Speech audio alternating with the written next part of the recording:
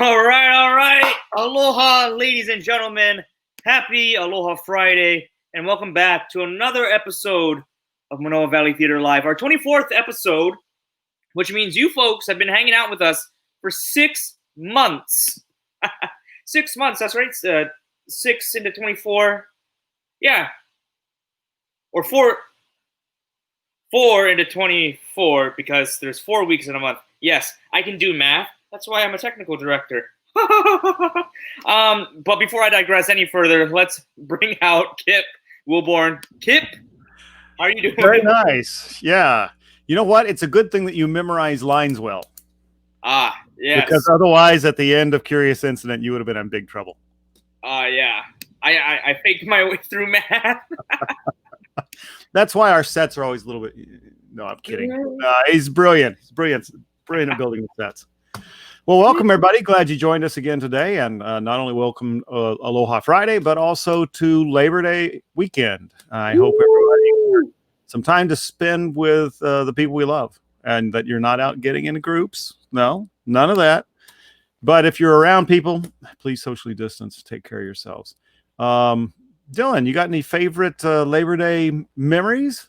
I know I sprung that one on you. I know I didn't give you a chance to think about it. No, don't worry. I'm prepared for this question. My favorite Labor Day or any weekend, sleep. Ah. Yeah. Okay. Fair enough. Very, very boring. I just sleep in. Okay.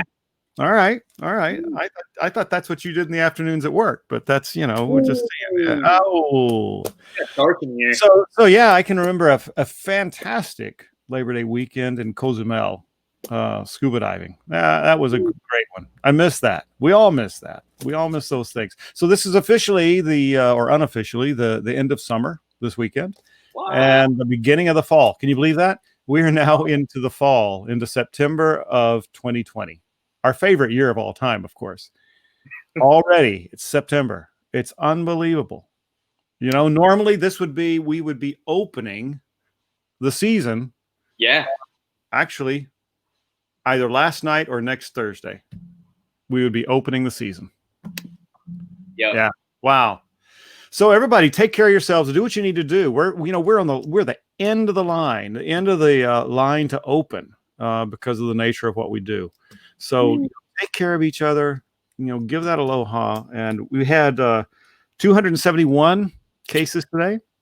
2 deaths. That's 9,473 cases over the whole time. And so, just be careful. Do what you need to do. Coming up at the theater on September 12th, we have Bamboo Ridge Press. We're doing a joint fundraiser with Bamboo Ridge. They are in our theater every year as they celebrate their year. This year they have Kathy Song, a very well-known poet who's going to be reading from her latest work. And we're doing that, of course, it's on the 12th. So it's the day after they're supposed to lift the stay-at-home order.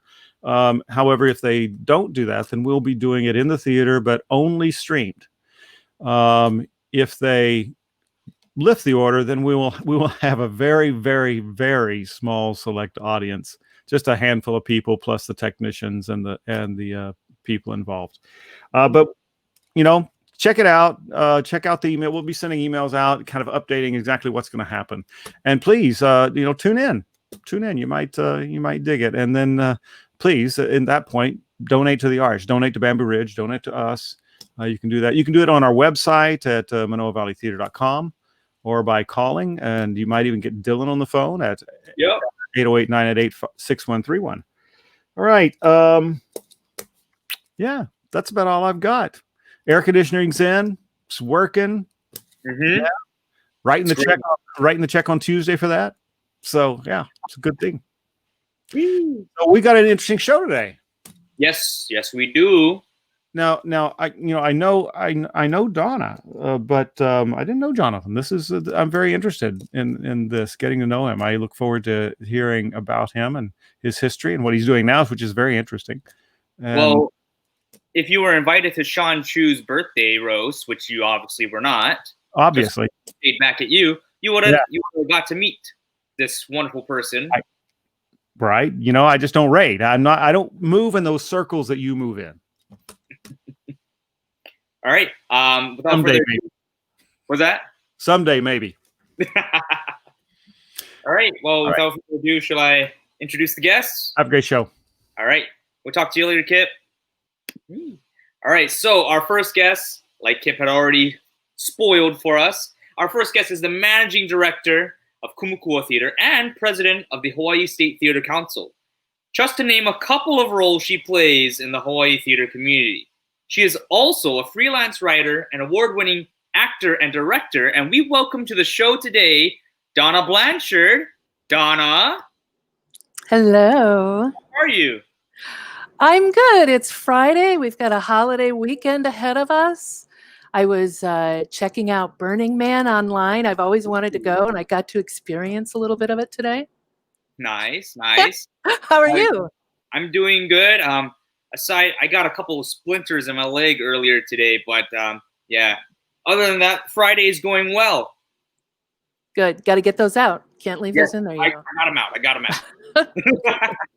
All right, but enough about me. This is about the guests. So, Donna, can you tell us a little bit about your background, specifically within the theater community in Hawaii?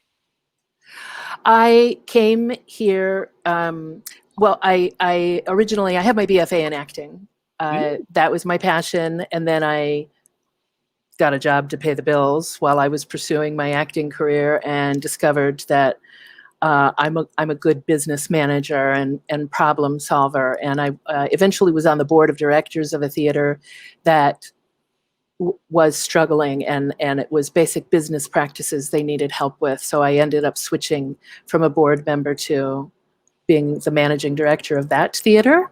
Mm-hmm. And we were able to turn the business around well. And but I started recognizing that for me, I wanted theater I wanted to work with a theater that spoke with me more than the usual. We were doing off-Broadway stuff, some of the great shows like MVT does. And I love that type of theater.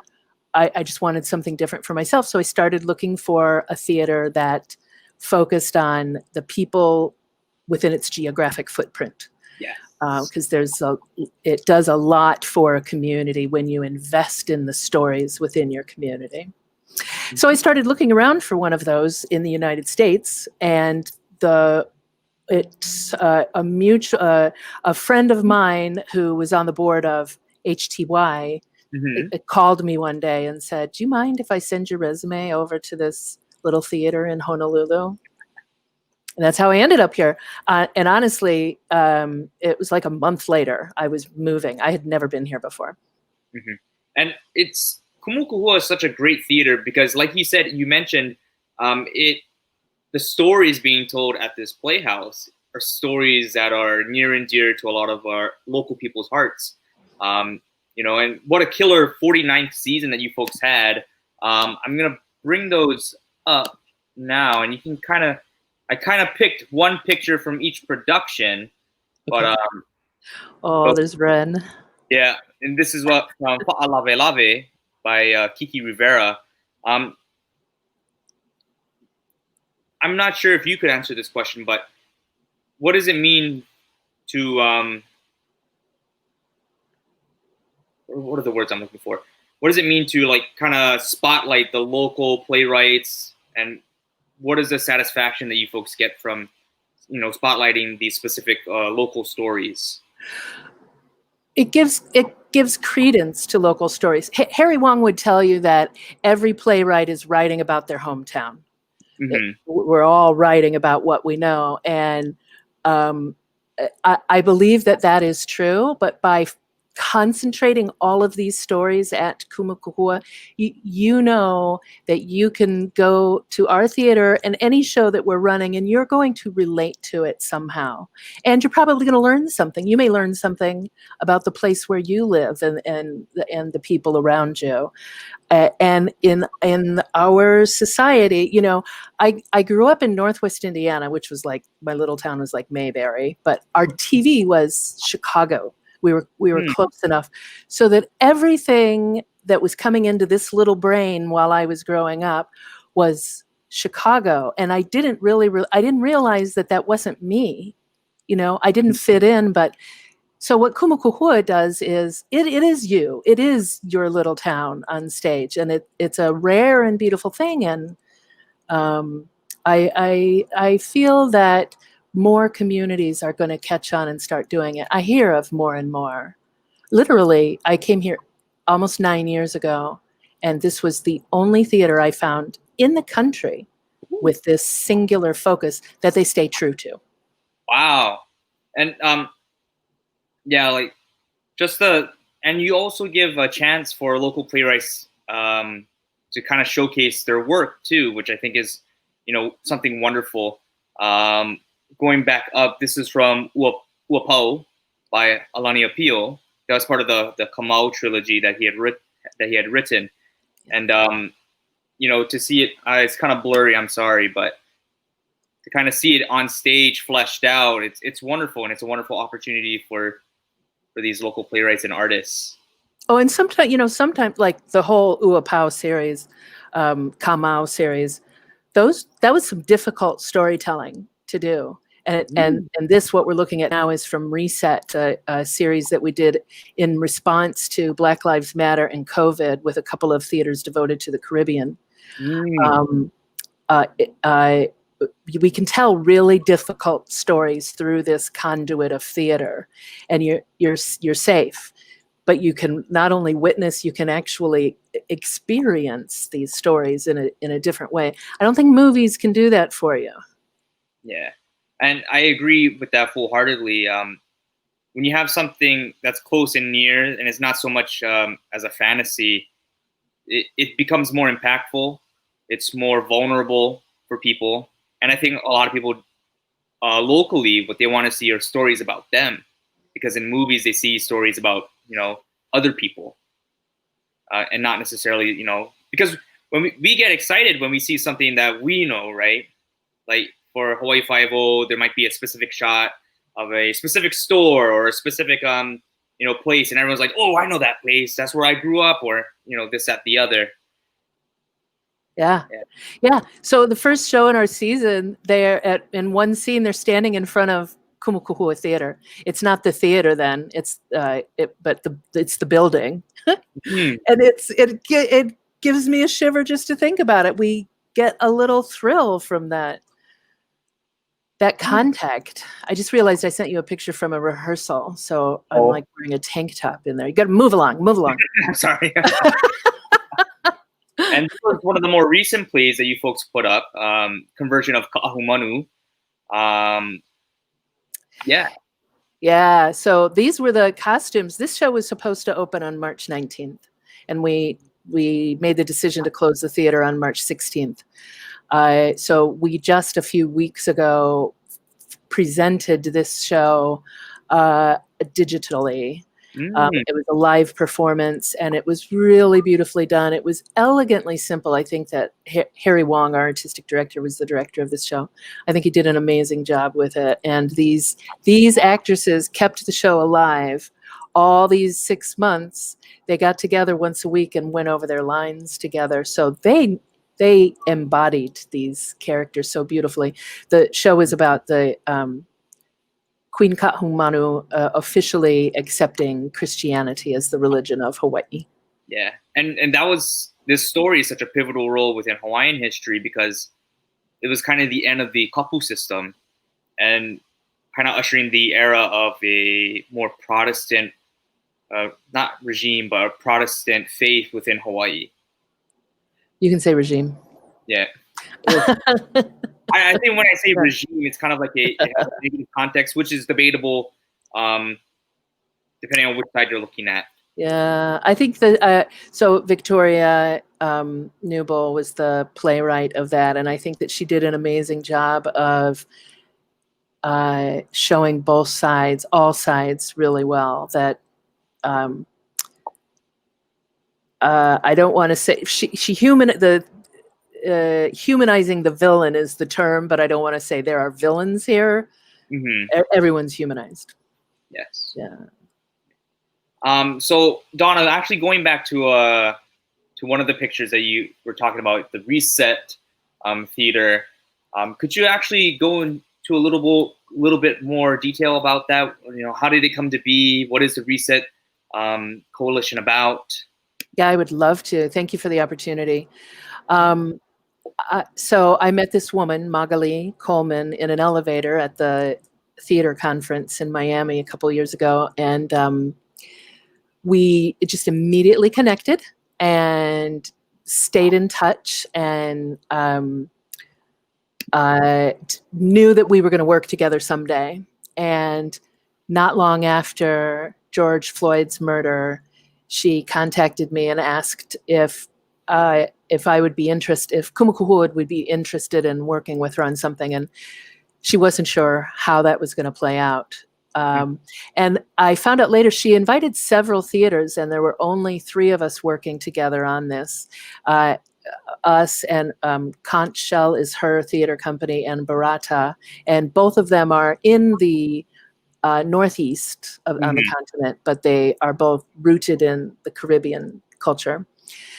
So what we did was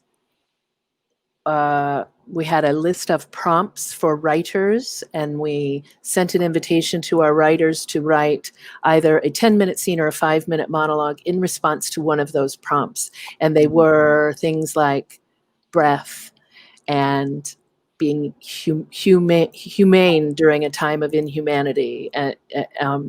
So we all sent them out to the request out to our writers, and it just so happened our goal was to have enough pieces to present a series of these during all 5 Fridays in July. And we got it was magical how we got just enough, and they balanced each other really nicely that we could present those. And we took those pieces and had our directors work with them, and because it was all being done via Zoom, we had Hannah and Anna E. Epstein, who Hannah's born and raised here, but they have a theater in Chicago now. So they directed a piece using some of their Chicago actors in one of our pieces. We were able to collaborate with this amazing group of people. And there were people in Texas and Washington State and New Jersey, all over the place, to create these really powerful pieces that showed a really beautiful balance of how this year has affected people of color. All of the writers, everyone involved in the writing was of color. So, and then there were a few oddballs like me who were helping out behind the scenes. But it was a really amazing experience that we've had more than 10,000 views on the videos that we've posted. Yeah, we live streamed it to all of our Facebook and YouTube accounts. And actually, when it was after Reset, we did conversion of Ka'ahumanu, and we had an audience members from 16 different states and two different countries, in addition to the U.S. watching. And I know it was a result of people who came to us because of Reset. It was a wonderful experience on all levels for us. Mm-hmm.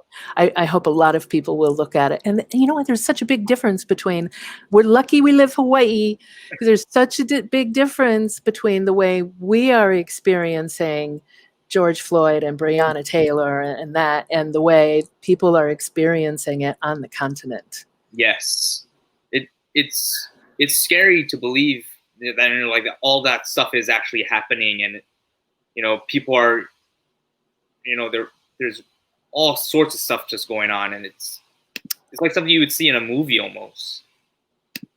Yeah, it's unreal that way. Mm-hmm. Yeah, I hear you. But going back to the Reset Theater Coalition, it's kind of amazing how, in a time where everyone is told to kind of shelter indoors and it's almost like an isolation period, that the amount of exposure and stretching out can lead to, as you were saying, 16 different states and like multiple different countries are able to watch something in Hawaii, whereas if it was just being done at the theater itself, only maybe a handful of people or a couple hundred of people in Hawaii would get to see it, and no one else would be able to see it. Yeah, our maximum capacity for a show is 2,000 if we're running a usual 5 weekends in the theater. I sent an email out to the cast of Lovey Lee our show coming up last night, and I said, "There's no reason that tens of thousands of people can't see this show." Yeah, we're working on it. 10,000 is my goal. All right. Well, thank you, Donna, for coming onto the show today. And then also, it's my pleasure. I feel like I'm out of my game today. I'm sorry for making things weird. You're not making things weird. Thank you very much for having me. I love talking about what we do. It's why I'm here. I'm so passionate about what we do and the difference that we're able to make. And I know you're going to bring Jonathan out, and we're going to talk about our show coming up as well. I want to. It's a really beautiful show. I'm anxious to talk about it. But you go. Do your thing. Yeah, we'll talk to you later. Okay, Donna. Okay. All right. All right, so our second guest is a cast member of the upcoming show Lovey Lee at Kumukuhua Theater. While he was a student at Leeward Community College, he worked on several productions under the guidance of Coco Chandelier at Leeward Theater. We welcome to MVT Live today, Jonathan Reyn. Jonathan. What up? Hello. Hi, Dylan. I'm doing good. And so I'm just going to go straight into it. Lovey Lee, you're cast in the show. What is the show about? And as Donna had mentioned, it's a very lovely show that she really wanted to get to, but I kind of ran out of time there. Oh, no, absolutely. Lovey Lee is such a beautiful show and a great show to open our 50th season at Kumukuhua. It is about a Hotel Street prostitute back in the 1970s, and their journey through their life here in Hawaii, in Honolulu, as well as in San Francisco, and the characters that they meet throughout the way, and the growth that they get in that process. So it's really beautiful. It touches on a lot of great icons from the 70s here in Hawaii, like Kuili, the Glades. For those of you who are old enough to remember the Glades, my fiance included. Hi, Will. And it talks about other important events that happened in the 70s that helped to shape these people, and specifically shape Lovey Lee, the main character. And are you able to spoil which character you're playing in Lovey Lee, or do you want to keep that a secret for everyone so that they can come watch? Oh no, I can totally talk about my character. So I am playing Rolange. Rolange is the mother of the house that Lovey is in when she's in Hawaii, or when they're in Hawaii. And a house mother, if anybody is familiar with things like pose or drag in general, a house is a family, basically a collected family, and the house mother is the one who takes care of all the members of that house. Nice. And I'm actually glad that you brought up drag, Jonathan. You have a drag persona named Babinka Jones. Yes. Could you kind of go a little into detail about how Babinka Jones came to be? Yeah. So back in like 2008, I think, around then.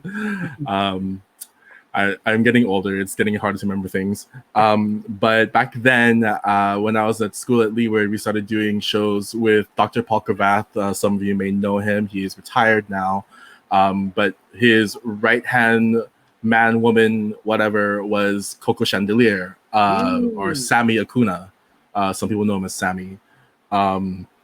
But back then, Coco used to run everything. She ran the dances, she ran the costumes, she was in charge of organizing the makeup, and we had so many talented drag queens who were doing our makeup for us for these shows. So she took me under her wing, and I learned so much from her and developed my own persona that never came out in any kind of club setting or traditional drag queen setting. It only came out when I was acting, and that was Babinka Jones.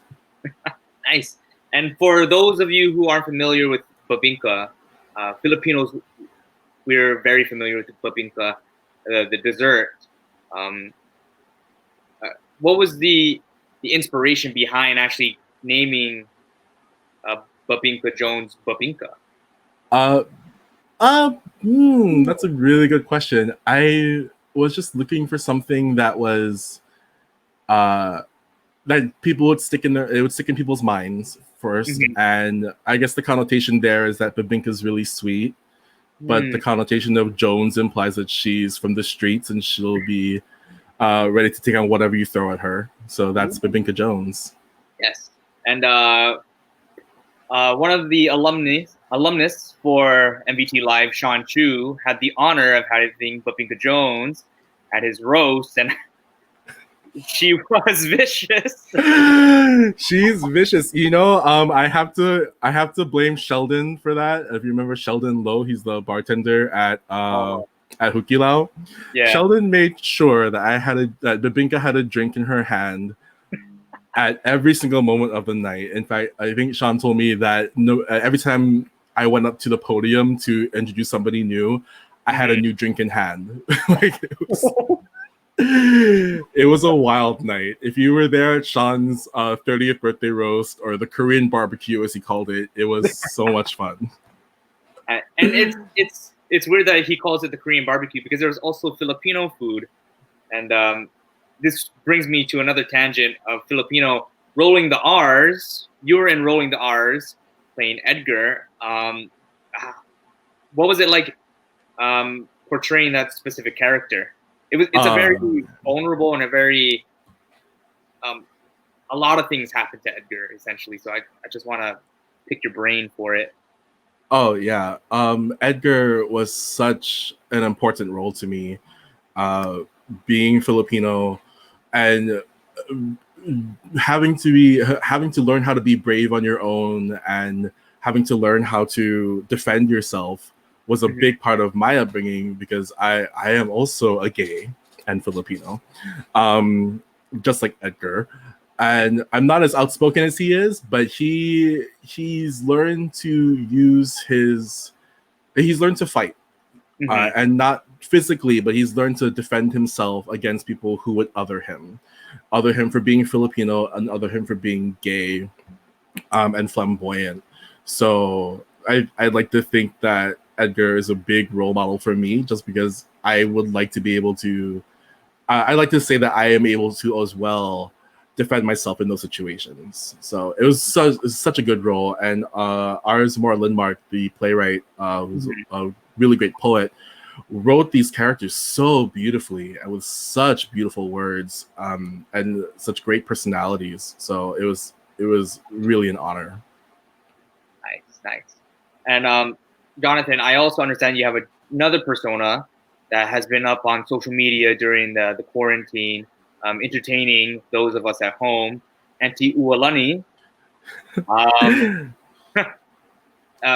So how did you come up with the idea of Auntie Ualani? Was it something that you just needed to get out, because you were also bored and you just wanted, to help people out? Because Jordan and I took one of the drawing classes when we were drawing Pua from Moana. I just wanted to ask, how did you come up with that idea? Oh, wonderful. Thank you for joining me for that. So Auntie Ualani and Quarantine Academy, which is where she started from in this iteration of her, started out of a desire to just bring entertainment to people in the early stages of quarantine, when everything was still fresh and unsure. And, as artists, I think you felt this too in the beginning of quarantine. We need somewhere to let out our art, and need somewhere to do something. So we had to turn to this digital platform, as we are doing now, Yes. So being able to do that was a lot of fun, because I got to do things I do for work regularly. I'm currently furloughed, so hoping to get back soon, but I work for Disney, the Walt Disney Company at Aulani, the Disney Resort in Colina. I'm a live entertainer.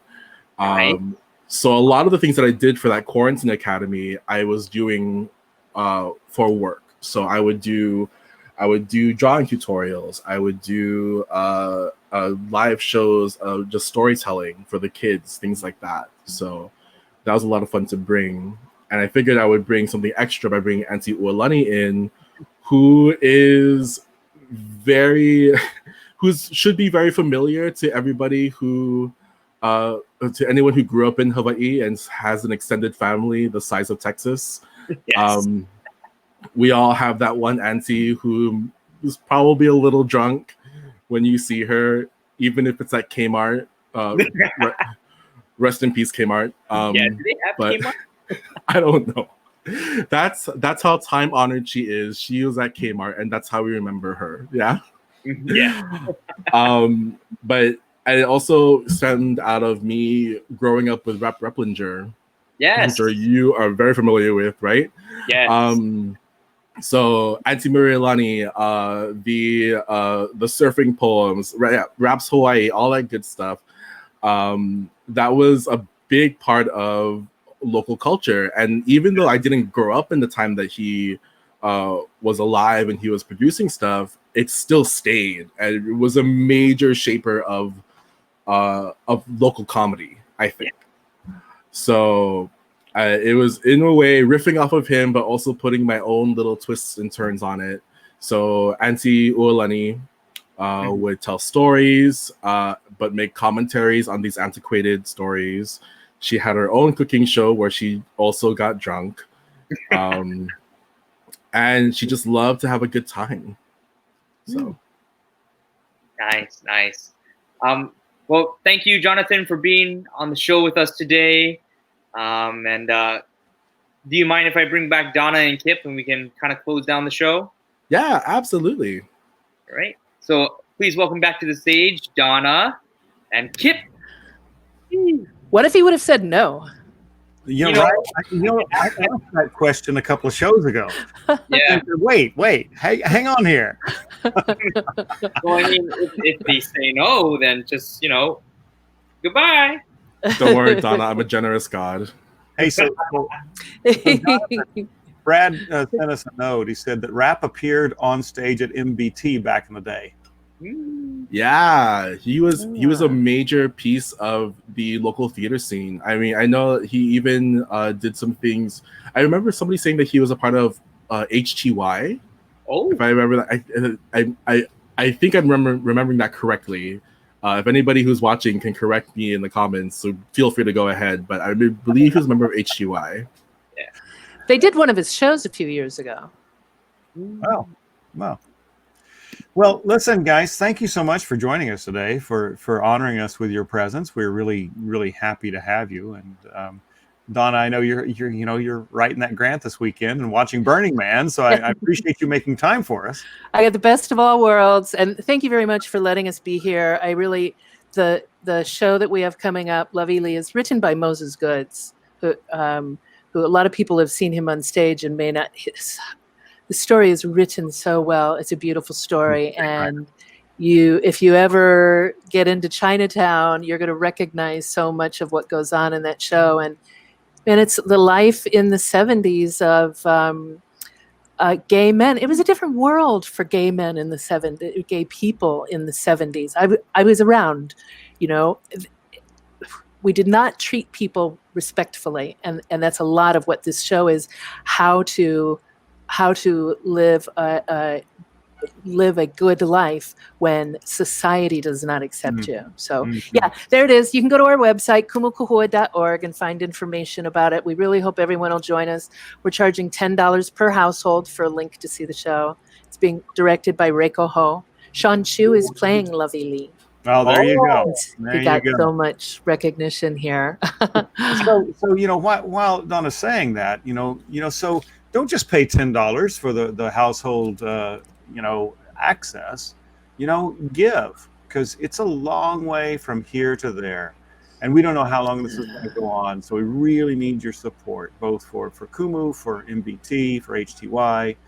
Go to our websites, and even if it's it's $5,000, $10,000, we'll do that too. Just be generous, because at the other end, you're going to want us around when we can get back out there. We all miss the theater. Right. And I do have to say, our patrons have been so generous. I sat in the office one day crying because I opened an envelope with a $500 check from an older man who said he got all his food free through some Kapuna program. Wow. And he's saving so much money, so he wanted to send some to us. And it just... so beautiful without me asking. And I had people say, hey, you forgot to ask us for money in your last newsletter. Yeah. Yeah. But a lot of people recognize that we are art. All of those art institutions that you love really need your help right now. Yeah, because frankly, we can't bring people together. We can't. I mean, you can do a few streaming things, and that brings in a little bit of money, but it's not the same as having people come to the theater and pay for a regular ticket, and then also at our theater go to the bar. We like that a lot. So you just bring it in your purse to our theater. We provide it at our theater. You have to bring your own. But in all seriousness, just support the arts, because we're all in this together, and we all love you guys, and we hope you love us too. We'll see. Yeah. All right. Thank you so much, Dylan. Close us up. All right. Well, thank you, ladies and gentlemen, all of you out there who have come and watched. Jonathan, for you in the comments, Daryl Bonilla actually answered the question. Rapper Linger, you are correct. He was part of HTY. Woo-hoo. Thank you, Daryl. All right.